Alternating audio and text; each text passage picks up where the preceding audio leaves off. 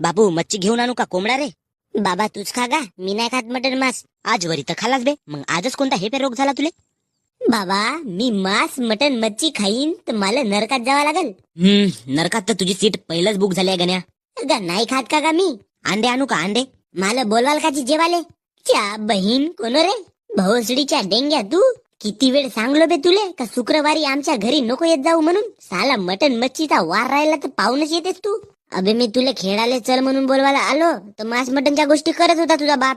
खातोच किती बे मी? 2 piece. 2 piece? अबे 2 किलोही हेपलायला तुला वेळ नाही लागत. बकासुराची औलाद, जा घरी आपल्या. खादाड पण नको करू येती. थांबे, मी माझ्या बापाला फोन लावून सांगतो का बकऱ्याचे अंडा आणा म्हणून. आपल्या बापाचेच काप न बे.